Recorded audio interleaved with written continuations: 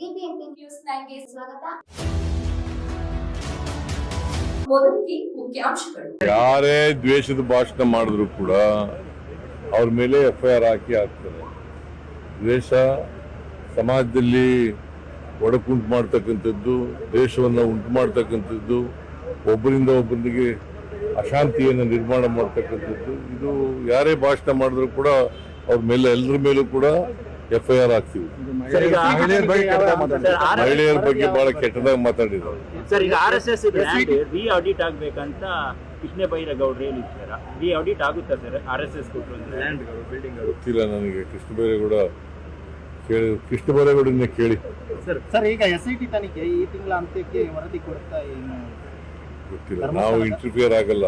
Sir, ಮತ್ತೆ ಅವರಿಗೆ SIT ಅವರು ಈಗ ಹೋಮ್ ಮಿನಿಸ್ಟರ್ ಹೇಳಿದ್ದಾರೆ ಹಂಗೆ ಅಂತ. ಕೊಡಬಹುದು ಅಂತ, ಕೊಡಬಹುದು, ಕೊಡದೇ ಇರಬಹುದು. ಸರ್, ಅವರಿಗೆ ಇವತ್ತು ಈ ತಿಂಗಳ ಕೊನೆಯಲ್ಲಿ ಕೊಡ್ತೀವಿ ಅಂತ ಹೇಳಿದ್ದಾರೆ ಅಂತ ಹೇಳ್ತಾರೆ ಅಂದ್ರೆ ಅವರಿಗೆ ಇವತ್ತು ಅಂತ ಹೋಮ್ ಮಿನಿಸ್ಟರ್ ಜೊತೆ ಹೇಳಿದ್ರು, ನನ್ನ ಜೊತೆ ಹೇಳಿಲ್ಲ. ನಾನು ಇಂಟರ್ಫಿಯರ್ ಆಗೋದು ಇಲ್ಲ. ಇಲಾಖೆಯಲ್ಲಿ ವೆಹಿಕಲ್ ಸಮಸ್ಯೆ, ಸ್ಟಾಫ್ ಸಮಸ್ಯೆ ಇದೆ. ಇಲ್ಲಿ ಇವತ್ತು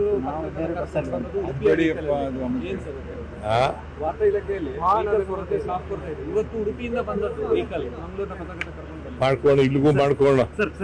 ಸರ್, ಇವತ್ತು ನೀವು ಹೇಳ್ತೀರಿ ಹೈಕಮಾಂಡ್ ಅಂತ, ಬಟ್ ನಿಮ್ಮ ಕ್ಯಾಬಿನೆಟ್ ಅಲ್ಲಿ ಇರುವವರು ಪರಮೇಶ್ವರ್ ಆಗ್ಬೋದು, ಮುನಿಯಪ್ಪ ಆಗ್ಬೋದು, DKC ಆಗ್ಬೋದು, ಈ ತರದ ಟಾಪ್ಗಳು ಯಾಕೆ ಅಂತ ನೀವೇ ಹೇಳಿದ್ಮೇಲೆ ಏನಂತ ಪರಮೇಶ್ವರ್ ಅವರು ಹೇಳ್ತಾರೆ DKC ಸ್ಟ್ರಾಂಗ್ ಇದ್ದಾರೆ ಅಂತ, KH ಮುನಿಯಪ್ಪ ಹೇಳ್ತಾರೆ ನಾನು ಸ್ಪರ್ಧೆಯಲ್ಲಿದ್ದೇನೆ ಅಂತ, ಪರಮೇಶ್ವರ್ ಅವರು ಹೇಳ್ತಾರೆ ಮುನಿಯಪ್ಪ. ಈಗ ಪ್ರಜಾಪ್ರಭುತ್ವದಲ್ಲಿ ಸ್ಪರ್ಧೆಯಲ್ಲಿರೋರಿಗೆ ನಾವು ತಪ್ಪಿಸಕ್ಕಾಗೋದಿಲ್ಲ, ಸ್ಪರ್ಧೆಯಲ್ಲಿ ಇರಬೇಡಿ ಅಂತಲೂ ಹೇಳಕ್ಕಾಗಲ್ಲ. ಪ್ರಜಾಪ್ರಭುತ್ವ ಹಕ್ಕು ಅವ್ರದ್ದು.